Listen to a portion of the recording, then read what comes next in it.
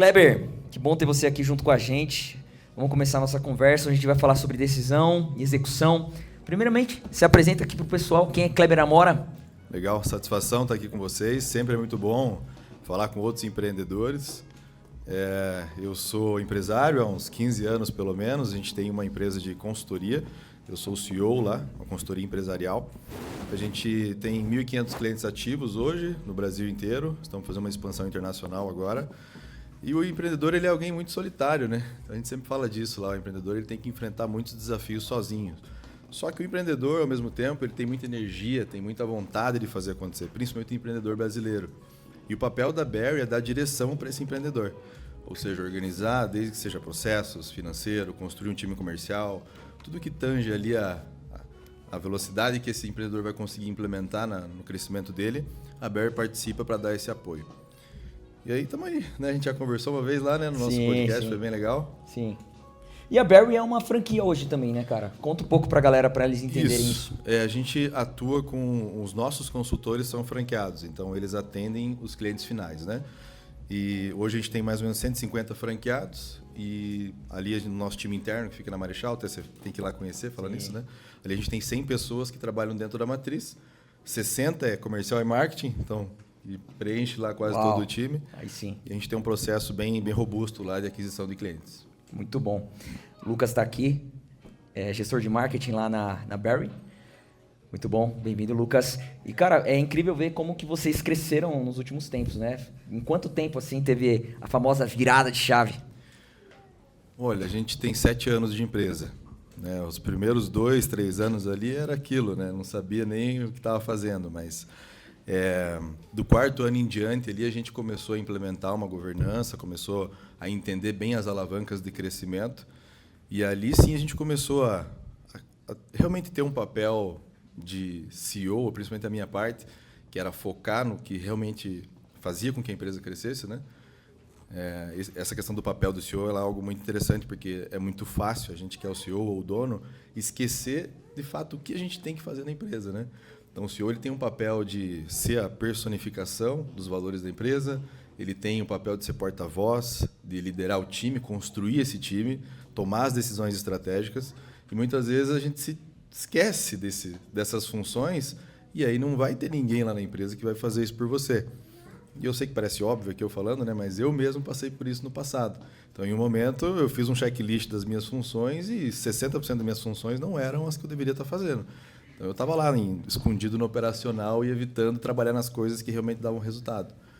Então, nesse momento, ali há mais ou menos uns 4 anos atrás, foi um momento bem importante, que a gente reorganizou a nossa estrutura de diretoria, governança e processos para conseguir acelerar um pouco mais. Nós também somos bootstrapping, né? Não temos investidor, só com empréstimo, coisas que a gente vai se virando ali no dia a dia, mas a gente cresceu aí. Hoje, ano passado, a gente faturou próximo de 50 milhões e esse ano nossa meta é 90. Muito bom. Meu querido, e a gente vai falar então aqui sobre crescimento previsível, né? Muito do que nosso objetivo aqui nessa edição do LowX é falar sobre como a gente cresce de maneira previsível, né? Você falou, a gente pretende faturar 90 milhões, isso? A gente pretende faturar 90 milhões. Vocês perceberam que grande parte das pessoas que falaram aqui tem um número claro e não só como um potencial, mas como um alvo, que é mais do que um potencial, né? É uma realidade que ainda não está no presente, mas que será materializada para o presente. E é exatamente isso que a gente quer conversar hoje, né? Bom, a gente está ainda entrando em 2026, né? Muitos estão começando agora, depois do Carnaval. Já começou dia 1 acelerando. Mas muitos fazem planos, desenham todo um planejamento, metas, implementam diversas técnicas de metas, KPIs e assim por diante. Mas eu percebo que muitas vezes essas metas, a grande dificuldade não é idealizar, mas é executar e realizar. Como é que você entende, lidando com diversos empresários, aquilo que o empresário idealiza, mas que muitas vezes nunca se materializa, nunca chega na realidade, cara?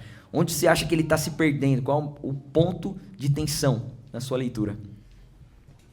Tem vários contextos, né? Acho que tem um que é quando já começa o planejamento sendo feito de forma errada. Então, Não olha para os dados, não olha para o histórico, não olha para o mercado, não faz uma análise mais a fundo, e daí já parte de uma premissa que é muito difícil de ser alcançada. A gente errou em alguns anos, onde a gente projetou um crescimento X e não veio porque a gente errou nas premissas. Então, tem essa primeira parte que seria isso. A segunda, eu diria que são as confusões que o empreendedor faz entre oportunidades que aparecem e o que deve ser prioridade. Só esse ano, eu tive umas 50 ideias de coisas que eu queria fazer. Né? Assim, faltou vender cachorro-quente lá na BR, sabe? O empreendedor é assim, né? Você vê uma oportunidade, você quer ir para aquele lado. Só que aí, quando você tem energia dispersa aqui para vários caminhos, você anda muito mais devagar, né? Então, um dos movimentos que eu fiz há 4 anos atrás, eu tinha outros negócios e eu ficava me dividindo nesses negócios, um pouquinho de cada coisa. Todos os negócios pequenos, eu não conseguia fazer aquilo crescer.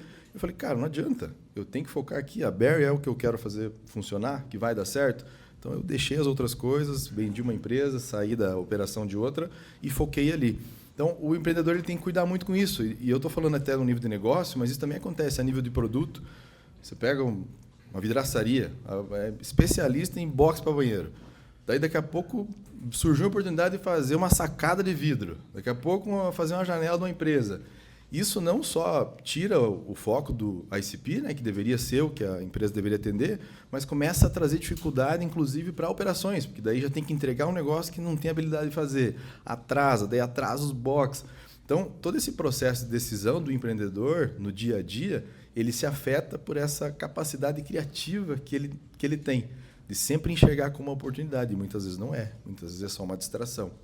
Então, ter esse planejamento bem definido, separar isso eu gosto das big rocks, né, que são o que vai sustentar o plano, e desdobrar isso em OKRs, depois em iniciativas, para que o time inteiro, né, como a Lívia comentou ali, a pirâmide, né, onde eu tenho aqui o estratégico, onde eu defini isso, eu tenho que trazer isso para a liderança média, que é a parte do tático, e ainda eu tenho que desdobrar para operações.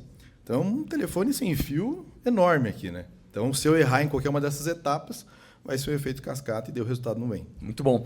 E a gente percebe muito que, muitas vezes, há uma tremenda incompatibilidade da ambição com a estrutura. A pessoa projeta, ela tem uma ambição, ela é sonhadora, ela tem visão, mas muitas vezes ela não consegue aterrissar essa visão porque ela não tem estrutura e ela é eternamente frustrada porque ela nunca tangibiliza o que ela está visionando, o que ela está enxergando.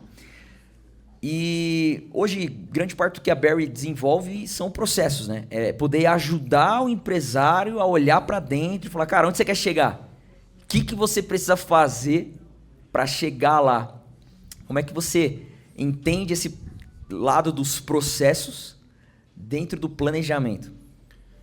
Tem uma frase que eu sempre falo para o nosso time lá, que é: eu tenho medo das coisas que eu não sei que eu não sei. Porque as coisas que eu sei que eu não sei, eu estudo, eu aprendo, eu vou lá e resolvo. Só que tem um monte de coisas, e o ser humano é campeão nisso, de achar que ele sabe tudo, que a gente nem sabe que não sabe. Uhum. E o empreendedor ele coloca uma meta ambiciosa, só que ele não para pensar que existe uma metodologia, que existe um jeito de fazer aquilo, um jeito de vender, um jeito de atender. Isso, a administração existe há 100 anos. Só que, às vezes, o empreendedor ele não olha, não pensa nisso e acaba tentando, usa muita força, faz muito esforço, mas não consegue chegar no resultado. Isso é muito comum. A gente atende muita empresa lá que o cara, assim, trabalha muito mais que a equipe inteira dele. Sabe? O tempo inteiro, 14 horas ali por dia e tentando fazer acontecer, só que ele está fazendo força na direção errada. E, às vezes, isso é falta de conhecimento. Então, às vezes, o resultado que a pessoa não está tendo é um conhecimento que ela ainda não acessou. E isso é difícil, né? Esse é o nosso papel. Não que a gente seja o mestre dos mestres lá, não é isso. Mas é que com a experiência que a gente tem de atender tantas empresas, tem muita coisa que fica óbvio. Construir um processo de vendas, a gente falou muito sobre vendas aqui, né? E a gente tem muito lá também envolvido na nossa operação. São coisas que, para nós, já é o básico. Né? E a gente vai nas empresas hoje, pega um PME, cara, o cara está faturando 200, 300 mil por mês, mas ele não tem nada. Ele não tem uma planilha assim para saber qual que é o resultado. Está só operando caixa mesmo, né? Sim. E aí, imagina o tanto de eficiência e margem que esse cara poderia ter se ele tivesse uma organização, né? Aí esse é o nosso papel. Muito bom. Quando a gente olha para um lugar que a gente quer chegar, a gente define aonde a gente quer chegar e o porquê a gente quer chegar lá. mas eu percebo que a dificuldade está em como eu vou chegar lá, né? O que eu tenho que fazer. E dentro desse processo, a gente percebe que existem inúmeras iniciativas que podem nos distrair. Quando a gente olha para uma estrutura de departamentos dentro de uma empresa, cara, são inúmeros departamentos também. Né? O Laufran comentou sobre inteligência artificial. Hoje já tem um C-Level, né, que a gente estava até comentando, que é o C... Fala aí, Laufran. CIO. Olha que difícil. Mas é um diretor de inteligência artificial dentro das empresas já. Né? Onde as empresas elas não estão apenas usando IA, mas elas estão aplicando isso dentro do board, né, como estrutura de decisão. Como é que você consegue entender dentro de diversos processos, diversos departamentos, como que você consegue entender uma ordem de priorização? Porque senão o empresário ele olha, bom, tenho muita coisa para fazer, muitas áreas para aprender. Ontem eu estava num evento do Masterboard, anteontem na verdade, e foi falado muito sobre pessoas, RH, cultura. E, cara, incrível. Mas é um outro departamento que você precisa emergir para implementar de maneira assertiva. Quais são as estruturas que você acha que é fundamental o empresário olhar para que ele realmente chegue onde ele deseja, cara? Olha, depende um pouco do estágio de maturidade do negócio, né? Então, a gente tem vários estágios. Tem um negócio que está ainda na sobrevivência, ou seja, ele precisa muito de receita. Inclusive, o fundador também, o CEO, ele tem uma influência diferente em cada estágio desse. Depois começa uma fase de organização, onde a empresa começa a implementar alguns processos. Depois uma fase de crescimento, onde aí sim precisa ter um foco maior em time, construir, né, as equipes, os squads. Depois aí uma fase de escala, que é onde precisa ter processo, senão você perde muita eficiência. Então, quando a gente olha para esses níveis de maturidade e o momento exato que essa empresa está no tempo, né, e nesse nível, vai mudar essas prioridades. Mas, em geral, eu vou ter que corroborar ali com o Laufran, né, que vendas sempre é um motor principal de qualquer negócio. Né? Se não tem vendas, nem tem para frente nada. Então, hoje, por exemplo, eu já não me envolvo tanto na operação, né, eu atuo como CEO, mas em vendas eu sempre estou metido, eu estou ali no meio. Entendeu? Eu tenho um negócio maior, eu vou fazer proposta, eu vou participar de reunião, surgiu uma parceria, uma feira, eu estou indo lá. Então, esse papel, muitas vezes, ele não é tão legal. Para a maior parte das pessoas, até não, é uma parte difícil de fazer. Porque você tem que se conectar com pessoas, você tem que saber vender, você tem que se envolver, não dá para fazer isso. Você não faz lá do escritório, sentado atrás de uma planilha, né? E é um caminho muito gostoso esse, né? Eu, inclusive, luto contra isso. Eu gosto do trabalho ali, sabe? Deixa eu ficar escondido aqui na minha caverna, aqui, fazendo minha planilha, estudando e tal. Mas eu sei que isso não me leva aonde eu tenho que chegar. Sim. É aquele negócio, sempre o resultado parece estar escondido atrás ali do medo, né? Passou do medo, começa a vir o resultado. Sim. Então, vendas, para mim, sempre é algo que, se a pessoa focar, dificilmente vai ser errado. E aí, dependendo do estágio, vai mudar. Tem horas, por exemplo, a Barry está passando por um momento assim. A gente está falando muito de governança. Porque do tamanho que a gente está, se a gente não organizar processos e não trabalhar essa questão, a gente perde tanta eficiência que nem consegue crescer. Não há dinheiro que você coloque que você perde. É churn que você tem muito, porque você está atendendo, né, de um jeito que não deveria, perdendo eficiência em comercial. A gente investe muito em inbound, né? A gente investe mais de R$1 milhão por mês em inbound. Então, também é uma máquina forte ali para atender os 60 vendedores. Então, assim, pouquinho que mexeu, implementou IA numa coisa, fez uma melhoria ali, aumenta a taxa de conversão e dá um resultado enorme lá na frente. Mas o contrário também, né? Se você perde eficiência, se você começa a errar, o resultado também é muito negativo. Então, vai depender um pouco do estágio, mas se eu fosse escolher um, é foco em vendas. Muito bom. E interessante, né? Quando a gente fala de vendas, eu gosto muito do funil Y, né? A gente, no podcast, falou muito sobre isso, né, Lívia? Porque, bom, outbound ou inbound, pô, investindo R$1 milhão em mídia, em inbound, e acredito que o Lucas deve estar super feliz aí. Mas qual é a meta, Lucas? Qual a meta? A meta é longe, é difícil pegar. Investir quanto? No ano vai dar 19 milhões. Aham. E Esse vocês criam metas assim para investimento em mídia? Tem. É que a gente, uma vez que desenhou o planejamento estratégico, definiu as premissas, as big rocks, os OKRs, a gente começa o desdobramento do planejamento orçamentário. Então, aí sim, já fica cada budget para cada setor e aí gastar também vira uma meta. Claro que isso... Olha aí. Muito bom. Volta e meia tem que fazer uns ajustes, né? Muito Porque bom. tá atrelado ao resultado também, Uhum. né? Mas é isso, né? Tem que desenhar isso e fazer acontecer.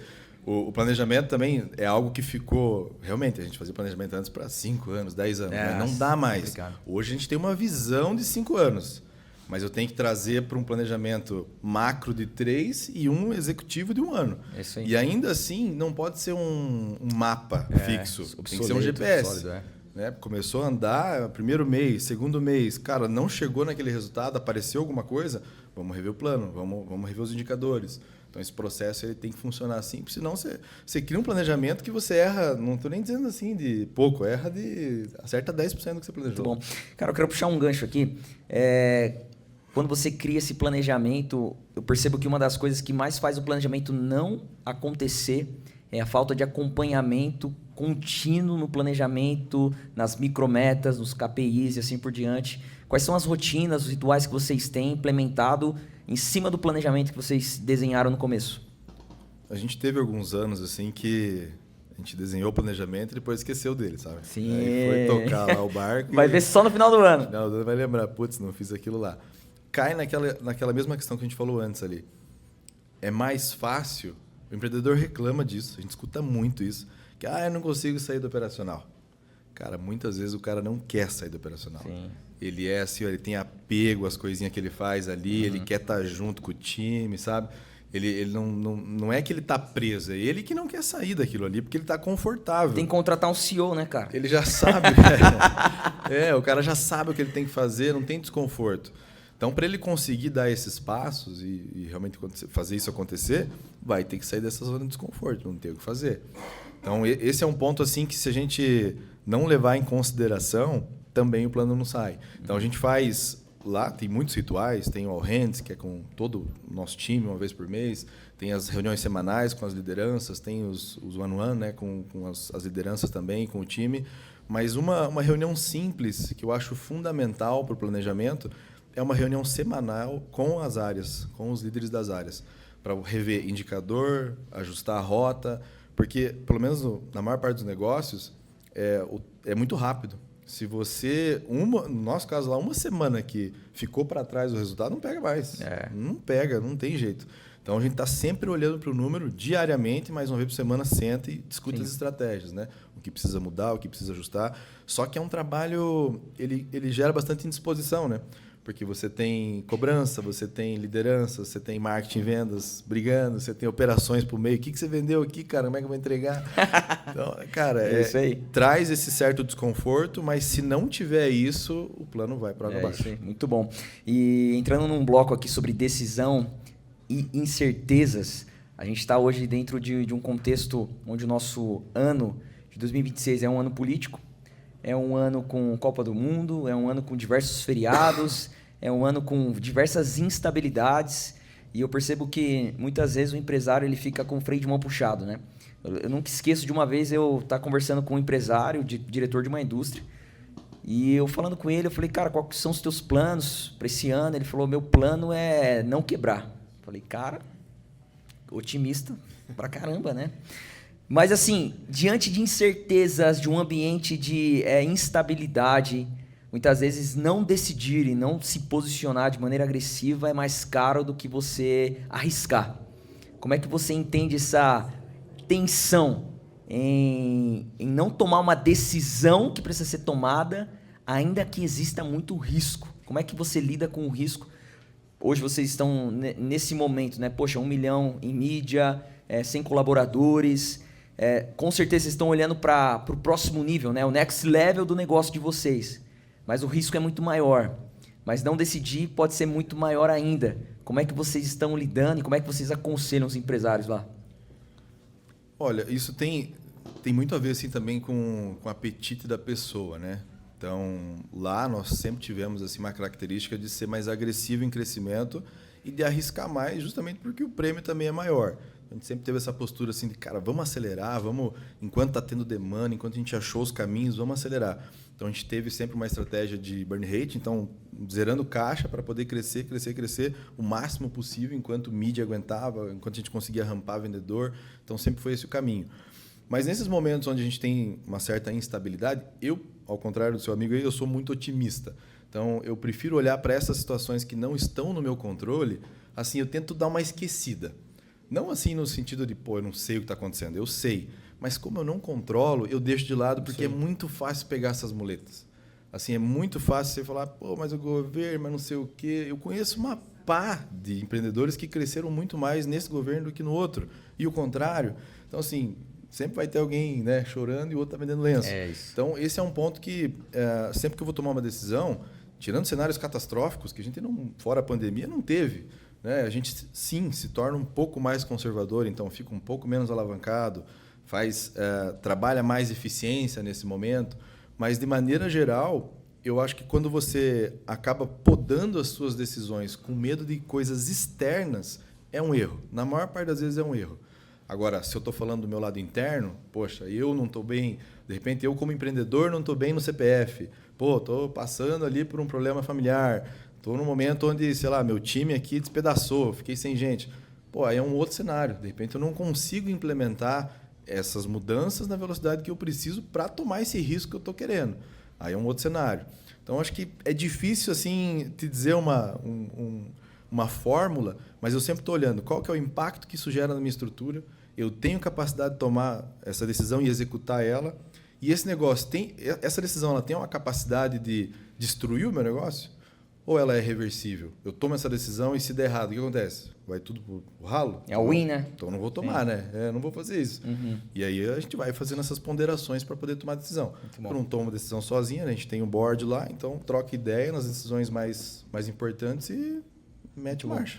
Tem uma frase que eu lembrei você falando, eu prefiro ser otimista e estar certo do que ser pessimista. Não, errei. Eu prefiro ser otimista. Quem lembra dessa frase aí? Eu prefiro ser pessimista. Tava certo. Tava certo? Você lembra? Eu prefiro ser otimista e tá certo do que ser pessimista e tá certo. Agora virou. agora lascou. Quem lembrou? Eu prefiro ser pessimista e estar certo. Não. Como que é, Thiago? Thiago sabe. A pressão agora, hein? Eu só tô achando, né, que é isso. Prefiro ser otimista e estar errado do que ser pessimista e estar certo. Acertou. Vamos aplaudir o Thiago aqui, ó. Nem sabia da frase e acertou, velho. Muito bom, cara. Perfeito. Meu amigo, e deixa eu puxar um gancho aqui, ó. Você falou do CEO que ele não quer sair do operacional e ele tem um apego. Quando é que você percebe que o CEO ele começa a atrapalhar a empresa, cara? Olha, o CEO ele tem que sair da posição quando as decisões que ele toma são mais importantes do que a presença dele. É muito comum, eu sempre sou assim também, sou centralizador pra caramba, então assim, eu quero ver tudo, o marketing vai fazer um negócio lá, eu quero, não, deixa eu dar um pitaco aqui nessa cor, não sei o que e tal. Aumenta a fonte. 100% inútil. Muda a cor, tá? O meu pior ROI é mexer nessas coisas, né? Então, eu acabei criando ao longo do tempo uma cultura para mim mesmo, assim, de olhar, assim, deixa no macro isso aí, deixa o pessoal resolvendo e eu vou focar nas coisas importantes. Mas quando o CEO ou o dono do negócio, ele está ali numa posição onde facilmente ele seria substituído. Às vezes numa produção, às vezes num atendimento. E às vezes assim, a pessoa está ali porque ela gosta, né? E ela poderia estar focando em coisas que só ela poderia fazer. Sim. Tem uma série de atividades que é só o dono, que é só o CEO que vai conseguir fazer. Só a energia dele, só a vontade dele que vai ser capaz de alcançar os resultados que ele quer. Você não vai contratar alguém que vai fazer a jornada que a gente faz ou com o comprometimento que a gente faz. É muito difícil isso. E aí, quando você trabalha numa posição onde qualquer outra pessoa poderia ser, eu sou chato no nível até assim. Às vezes a pessoa tem uma empresa lá, tem 10 funcionários. Pô, e o dono está lá passando café. Não tem problema ir lá e passar o café, não é isso, né? Às vezes a pessoa até gosta daquele momento, mas às vezes é uma meia hora que você ficou ali passando um café. A tua hora vale muito mais, o custo de oportunidade de você estar ali naquele tempo, se fosse uma outra pessoa que de repente ganha R$1.000, R$1.500, R$2.000, um estagiário, e você poderia estar focando 30 minutos em pensar num novo produto, pensar numa nova estratégia de vendas. E assim, isso é muito mais comum do que a gente imagina. Hoje em dia, eu acabo tendo que me policiar em toda hora. Porque, de repente, eu estou lá fazendo uma coisa num sistema, estou preenchendo um negócio, peraí, eu não devia estar fazendo isso aqui. E quando eu vejo, eu estou lá. Porque é normal, a gente quer fazer o que está fácil, né? O que está confortável, o ser humano se esconde. Eu já vi muito, inclusive, empreendedor se sabotando, assim, porque às vezes é a mesma pessoa que vende e a que entrega. E o cara já não está nem querendo vender mais, porque é ele que tem que entregar. É umas coisas de louco, assim, cara. O ser humano é incrível. Claro, no nível inconsciente, né?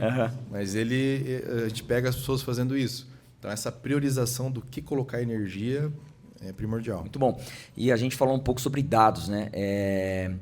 Eu percebo que a Berry ela tem uma premissa muito boa, que é a gestão à vista, né? Vocês têm dados visíveis, todo mundo compreendendo o que está acontecendo na empresa, para onde ela está indo. E eu vejo que o gestor, né? O diretor, ele nada mais é do que um cara que sabe lidar bem com os dados, interpretar eles e ler os sinais para os próximos passos. Como é que você percebe, dentro de um cenário, empresas que não têm gestão à vista, não têm dados evidentes, a gente falou sobre dados estruturados, né? E eu diria que é um grande problema esses dados confusos, não percebidos, e como é que isso foi uma implementação que se tornou um insumo muito confiável para a tomada de decisão? Nem existe uma decisão sem ter informação, né? Os dados, eles são o novo ouro aí, né? O novo petróleo. Então é difícil mesmo você tomar decisão num negócio sem ter isso. A gente sempre gostou muito de tecnologia, né? A gente tem um time de tecnologia lá agora, ainda a gente está tirando sarro que os programadores viraram super programadores com vibe coding, né? Agora com IA, até eu estou programando um negócio, faço umas ferramentinhas lá e tal, né? Então os programadores estão voando baixo. A gente sempre teve essa perspectiva de ter os dados na mão, de ter tecnologia própria, muita integração, muita IA para ganhar eficiência. E os dados, essa gestão à vista, para mim, ela cria urgência. Então, o nosso principal dash lá, que você deve ter visto em alguma filmagem, é o dash nosso do comercial. Então, ele está ali o tempo inteiro, passou na frente, você já sabe, tá bom ou tá ruim. Porque ou ele está verde ou ele está vermelho, né? Então, isso cria tem os rankings, né? Então a gente tem lá os rankings de closer, rankings de SDR, quem mais está vendendo, o cara que está em último está lá, porra, estou em último, tem que subir, né? Gamifica a coisa, tem né, muita cara? Gamificação, a gente faz muita coisa, tem até um evento chamado Game Changer que a gente tem lá que é para isso, e isso faz muita diferença, porque volta naquilo, é muito fácil o empreendedor cair no dia a dia, na rotina massiva e esquecer de olhar o número. Às vezes ele está ali só pagando conta, resolvendo problema, apagando incêndio. Ele não tem um momento específico para ele sentar e falar, peraí, deixa eu avaliar o que está acontecendo na minha empresa. E às vezes não é nenhuma questão de falta de dados. Às vezes até tem, mas o cara não tem a rotina. Então aí começa todo um outro rolê que é do cara ter uma agenda, dele trabalhar com as rotinas do que realmente o empreendedor tem que fazer, né? Esse é um trabalho bem legal que a gente faz com o empreendedor, que é, cara, vamos revisar de cabo a rabo o que você está fazendo aqui. É um interrogatório. O que você faz segunda, 9 da manhã, terça, às 2 da tarde? E você vai olhar, o cara está fazendo qualquer outra coisa menos do que ele deveria. É muito comum. E para o empresário, para o líder aqui que ainda não tem uma gestão à vista, não tem dados estruturados para interpretar esses dados, né? Ele tem um Frankenstein de dados espalhados em vários ambientes. Qual que é o conselho que você dá para essa pessoa juntar esses dados? Olha, assim, vai ter que ser um trabalho manual. A IA está ajudando muito hoje, né? Qualquer coisa que você joga ali, ela traz uma análise, né? Claro, desde que ela esteja minimamente estruturada, né? Então, se o negócio é muito pequeno, não tem capacidade de fazer isso ainda de forma automatizada ou contratar alguém para fazer, criar um data lake manual ali, ou seja, um planilho tudo, pelo menos uma vez por mês, jogo na IA e eu vou fazer análise. Né? Ou se tiver alguém para fazer, alguém que saiba fazer essa análise de dados, mas não usa a própria IA para poder fazer essa análise e chegar em algumas decisões.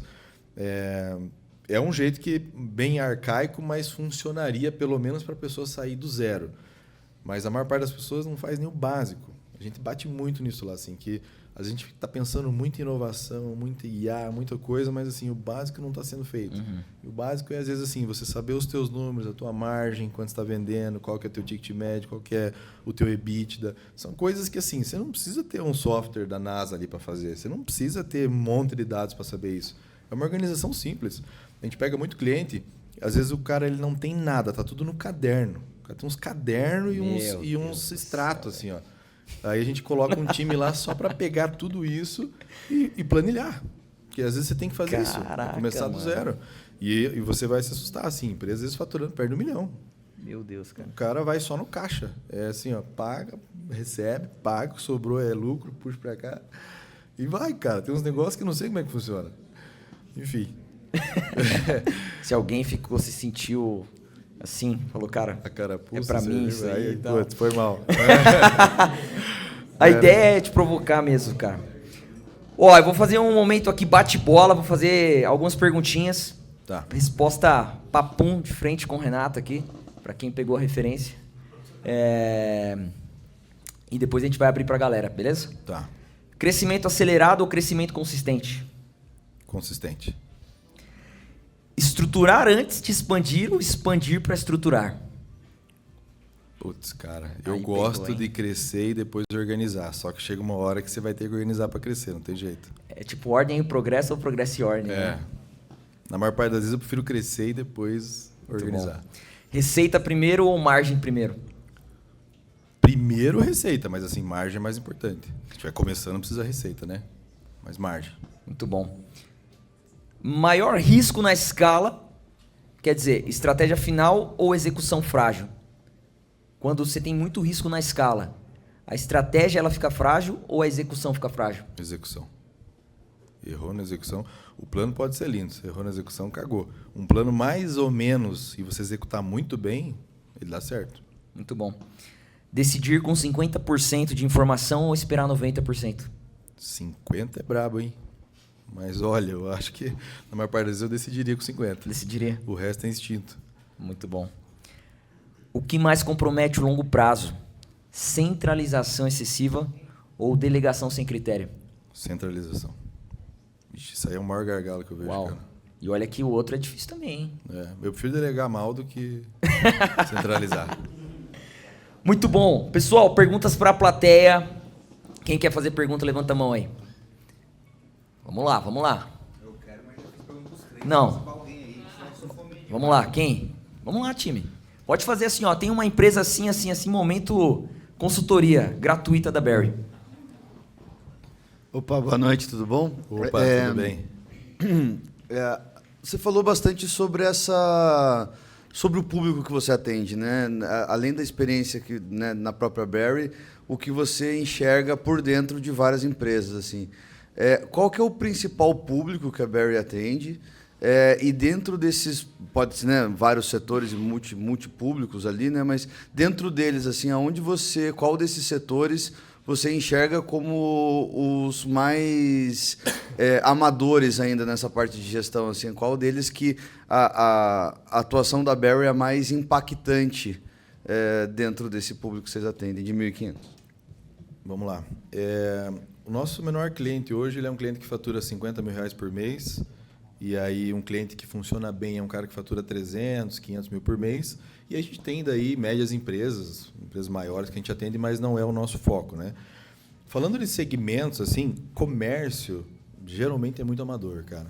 Comércio, assim, até por conta do estoque, controle do estoque, sistema, tudo é mais complexo. Ao mesmo tempo que a gente consegue agregar bastante valor para esse tipo de negócio, vai depender muito do nível de consciência do dono do negócio. Se ele é um cara que tem nível de consciência e está comprometido, a gente gera muito resultado para esse cara, porque mexe em precificação, mexe em estoque, dá muito resultado. Agora, se é um cara que não tem nível de consciência, não sai nada. Não sai nada. Agora, serviço, por exemplo, a gente consegue agregar muito. Então, a gente tem muitos clientes de serviço que a gente consegue estruturar time comercial, desenhar toda a parte financeira, processos, estruturar canais de vendas, novos canais de vendas para a empresa. Então, serviço a gente tem gerado bastante impacto e, normalmente, pelo menos no que chega para nós, serviço, o dono é mais consciente. Geralmente é alguém que tem um nível um pouquinho maior. Próxima pergunta aí, pessoal. Aqui. Tá ali, depois o Sandro aqui, ó. Boa noite, tudo bem? Oi, tudo bem? Bom, eu atuo 10 anos em marketing e 5 anos em vendas. E agora eu estou numa jornada empreendedora e consultoria de marketing e vendas para pequenas empresas. E o desafio é de sempre, que quero reestruturar, quero inserir uma receita previsível, mas o bonde precisa andar, a receita precisa chegar. E, bom, assim, sem querer investir muito, mas as coisas precisam caminhar. Como gerar valor, né? principalmente para pequenas empresas, né, na consultoria. Eu quero estruturar a empresa, eu quero melhorar a eficiência, eu quero ter uma visão estratégica, mas eu preciso que o dinheiro chegue, né? Então, assim como vocês trabalham com consultoria há muito tempo, como gerar valor para dizer, ei, peraí, vamos arrumar, vamos fazer o básico bem feito primeiro, e aí a gente vai vendo os resultados, né? Porque, geralmente, consultoria, dependendo, né, que eu faço, é de médio prazo. Então, assim, e no final, o empreendedor quer fazer tudo muito rápido e não vê o valor do trabalho. Muito comum isso, tá? A gente sofreu muito isso no início por conta do nosso ICP. A gente tinha um cliente que era muito pequeno. A gente fez experiências até de consultoria cobrando R$199 por mês, para você ter uma ideia. Era uma ideia maluca que eu tive de imitar o Contabilizei. Falei, cara, eu vou ter uma consultoria de 199. Meu Deus, cara, aquilo foi a pior decisão que eu tomei na minha vida. Foi um fiasco, assim, sabe? Foi um fiasco. Mas, enfim, foi um aprendizado. A gente Quem sabe com o IA agora? Olha, aí pode ser que mude um pouco, Coloca a IA para fazer a consultoria com o cérebro Barry. Mas sabe o que era pior? A gente cobrava 199 e o cliente não dava valor. Por 2 motivos principais. Primeiro, tudo que é muito barato, ninguém valoriza. Isso é princípio da humanidade, né? E a segunda é que esse cliente, que ele é muito pequeno, ele cai na resposta que eu dei para o outro rapaz ali. Ele não tem nível de consciência. E aí ele nunca vai ver valor no que você faz. Ele vai tratar você como se você fosse um funcionário teu. Ele vai, sabe, você vai ter que ficar provando 1000 coisas para ele. Se eu fosse você, primeira coisa, eu definiria um segmento. Eu nicharia o máximo possível para você poder saber bem como conversar com esse público. Primeira coisa. Segunda, deixa esses pequenininhos para trás. Porque assim, é muito difícil você encontrar pequenos negócios que tenham nível de consciência e tenha budget para te pagar. Você pega uma empresa média, a própria Barry, nós somos uma consultoria. Eu acho que nós temos umas 6 consultorias contratadas agora, lá, rodando, externas.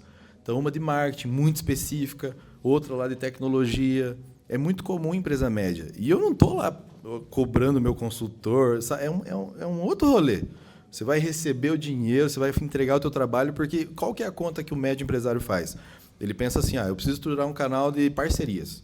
Aí eu vou precisar contratar um profissional, 0 para fazer isso. Vai me custar 15 mil por mês, um cara bom disso, né, mais encargos e tal. Quanto custa será uma consultoria para construir esse canal para mim aqui? Aí eu vou pagar 10 mil por mês. Eu vou contratar a consultoria, porque eu não tenho tempo de rampagem. Depois eu vou contratar o profissional. Mas para dar esse start, é muito comum contratar consultoria. Então eu já mudaria para um cara maior. Esquece esses pequenininhos, segmenta, cria uma proposta de valor, não faz nada de graça, não faz diagnóstico, não faz nada. Chega, arruma um case para você, pega uma empresa e constrói um case. A partir desse case, aí sim você vai conseguir crescer. Show.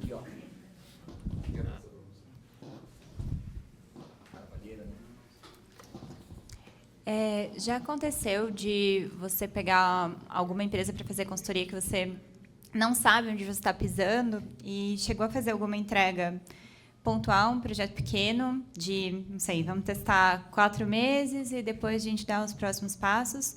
Ou você já faz um projeto de longo prazo e determina metas pequenas para ir medindo ao longo do tempo? Legal. A gente já testou de tudo, tá? Então, já fiz de tudo que você possa imaginar, a gente já fez de teste lá. Hoje, o que tem funcionado é assim, clientes maiores e que têm budget pré-definido, o cara já tem um plano orçamentário, é mais fácil vender projetos de longo prazo. Ele até prefere. O cliente quer ter essa previsibilidade. Tá, você vai trabalhar para mim aqui 12 meses, nesse ano aqui eu tenho budget para te pagar, e ele vai contratar assim. O cliente menor, a primeira coisa que ele tem pavor é de multa, é de ficar preso no contrato. Acho que isso é trauma da telefonia, né? Porque assim, cara, eu passei muito ódio com Vivo, claro, essas coisas, né? Então, o nosso modelo hoje ele é de uma forma recorrente.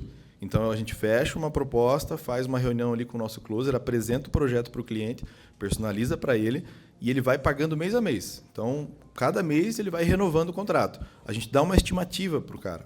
Vai ser 6 meses, provavelmente vai ser 1 ano, né? E vai tocando o projeto junto com ele. Porque a gente acredita muito na premissa de estar gerando valor para o cliente continuar. Então, isso tem funcionado muito para nós. Nossos projetos chegam próximos de 1 ano, em média, que é o que a gente imagina para a consultoria, né? A consultoria ela tem, por princípio, um prazo para terminar. Ninguém quer um consultor eterno lá na tua empresa enchendo o saco, né? Porque é chato, né? O consultor está te provocando, está fazendo você mudar coisa. Então, a gente parte dessa premissa e tem funcionado muito bem. De repente, para quem está começando, pode ser uma boa, né? Para conseguir fazer esse processo, desde que o cara tenha consciência. Senão, ele vai trabalhar 1 mês com você e vai te largar depois. Vai pegar tudo que você tem, planilha, a gente passou por isso lá. Mas aí, se você tem volume, isso acaba ficando diluído e você fica com os clientes melhores daí. Boa. Oi, João. Beleza? Opa. Hoje a gente faz parte de um grupo, a gente tem mais ou menos umas 75 unidades e eu observo, a gente é do mercado de serviço, a gente trabalha com imobiliária. Não sei se é só no mercado de serviço, mas eu acho que a empresa, para ela faturar até os 400, 500 mil, ela vai muito no braço, você consegue chegar nesse faturamento. Né? No braço que eu falo ser muito processo, ser muito KPI, principalmente vendendo um produto de ticket mais alto como o nosso. Só que eu percebo que, principalmente hoje, dentro do nosso grupo, e já também conversando com outras empresas do mesmo segmento, esse é meio que um teto, que pouquíssimas empresas conseguem ultrapassar esse teto aí dos 500 mil mês. E é isso no caixa da empresa. Né? O que você observa, falando de serviço, que esse é o seu principal share de clientes, está dentro desse ticket mensal aí, o que você observa que as pessoas, após o arroz e feijão, vamos assim dizer, o que é feito que muda o jogo do pessoal de serviço nesse faturamento de 500 para 800, 1 milhão mês? Primeira coisa, assim, é canal de venda. Então, é muito comum, a gente pega aí o empresário e ele tem um canal de venda. Né? Ou, às vezes, e é indicação ainda. Ele fala, não precisa de canal de venda, aqui ó, eu faço um bom trabalho e me indicam. Aí qual que é a previsibilidade disso? É zero, cara. A indicação tem que ser uma coisa para baixar teu CAC médio. Vai acontecer, você pode ter incentivos, né? Então esse é um processo que a gente vê toda hora lá. Então, estruturar outros motores de crescimento, para mim, é o principal. E cada negócio tem os seus, né? O nosso funciona muito bem com inbound, com marketing digital. O nosso também funciona outbound. O nosso funciona parcerias. Aí outros negócios, de repente, você vai ter que ter, no teu caso, imóveis, parcerias com outros negócios. E a segunda coisa é portfólio. Assim, a gente, por muito tempo, trabalhou com um produto só. Era um tipo de consultoria só que nós tínhamos lá. E foi muito tempo assim, sabe? E aí depois a gente começou a olhar para isso de uma maneira diferente. E os nossos clientes, a mesma coisa. Às vezes o cara tem lá 3, 4 produtos que ele vende e ele poderia ter 30. Que faz sentido para aquele CP, faz sentido para o time dele. Então, no teu caso, você vende imóveis lá. Eu vou dar uma ideia maluca aqui, mas sei lá, além de vender imóveis, você vende carro, sabe? Isso, verticalizar, porque daí você consegue, você já tem o principal que é o relacionamento. Se você tem relacionamento, você tem que pensar, o que mais eu posso vender para esse cara? Às vezes um consórcio, não sei, aí você teria que olhar para o teu nicho e fazer um exercício assim de o que mais esse mesmo cliente aqui compra e faz sentido para mim. Claro, não pode virar uma pastelaria, né? Que você vai ter, a gente falou sobre isso no começo. Mas eu vejo como uma maneira muito rápida de você conseguir ter mais faturamento sem ter que aumentar a gente. Porque você depende muito de pessoas, né? O teu negócio é relacionamento. Né? Solucionei imóvel, soluciono imóveis, soluciono, às vezes, antes o crédito, ao acesso. Exatamente, seguro, tudo que está conectado a isso aí, previdência, plano de, sei lá, saúde, plano de morte. Não tem plano de morte, né? Aí é foda, né? Plano de morte ninguém quer, né? Mas assim, eu iria por esse caminho. Última pergunta? Opa! Posso? Bora. Kleber, o Renato esteve lá na empresa e eu sempre busquei muito alguém que pudesse escalar mais o meu negócio. Nunca encontrei um cara que talvez me desse uma luz em relação à escalabilidade fora do país, né? Fora do Brasil.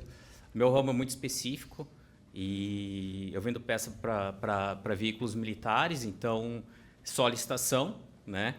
Então o processo já fica mais complexo ainda, porque o meu vendedor não é um cara que vai bater na porta do cliente e vai vender, é o cara que entende de licitação. Hoje, na verdade, é um robô que faz o processo. E a gente está num ponto que a gente não consegue escalar. A gente domina aí praticamente 80%, 85% do mercado, porque não tem um cara que dê uma luz para a gente fora do país. A gente já tentamos aí outros países e ficou um pouco difícil de acreditar nas promessas que vinham, né? E com base nisso, já surgiu alguma experiência dessas para vocês? Se você acha que como eu falei com a Lívia lá, tem alguma chance de ser teu cliente algum dia, né? E se você tem alguma experiência em relação a isso, se já desenvolveu ou é um desafio novo para vocês? Legal. A gente já teve cases assim.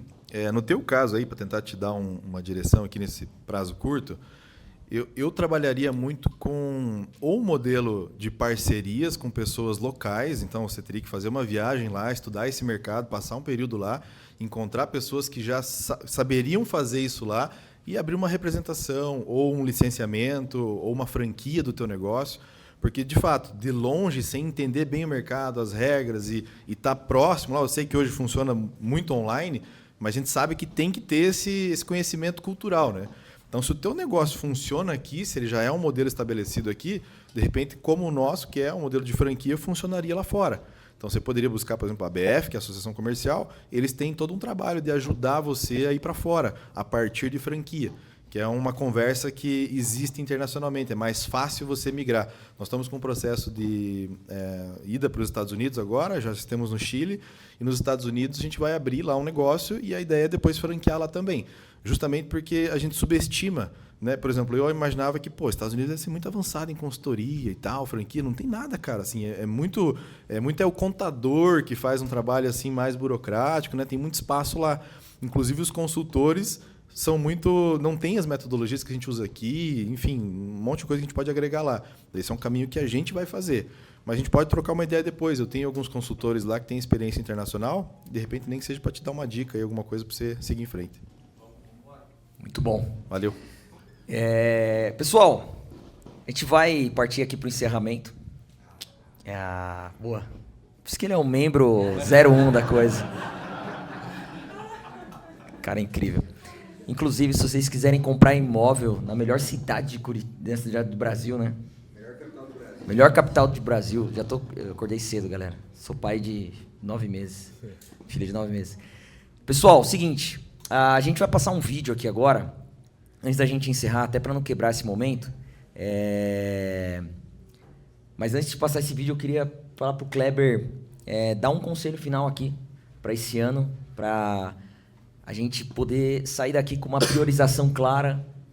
Cada um está num momento, num estágio de maturidade, um nível de consciência, mas se você pudesse encapsular uma mensagem aqui para essa galera e também deixar as redes, Kleber Amora, Barry e assim por diante. Boa. Acho que a primeira coisa é assim, o tempo é o bem mais precioso que a gente tem, né, cara? O tempo é algo muito importante. E o tempo do dono do negócio, ele é muito escasso e ele tem muito valor. Então, assim, se eu puder dar um conselho para vocês, amanhã cedo, abra uma planilha e faz um checklist de tudo que você está fazendo enquanto dono desse negócio, enquanto pessoa principal de fazer esse negócio crescer. O que não tiver relacionado a essa função, acha alguém para delegar. Nem que seja a tua mãe, tua avó, teu tio, põe gente lá para fazer o que você tinha que estar fazendo. E você coloca energia no que você precisa fazer realmente. Então, esse é um ponto que mudou muito a nossa trajetória, muda muito a trajetória de clientes nossos e é uma coisa muito simples de fazer. Usa o ChatGPT, vai lá e pergunta, disso aqui que eu estou fazendo, o que é realmente o papel de um CEO? Vai aparecer coisa lá que, né, você devia ter deixado de fazer há muito tempo. E uma segunda mensagem o Brasil precisa dos empreendedores, né? Eu sempre falo muito isso, o empreendedor é quem carrega esse país nas costas.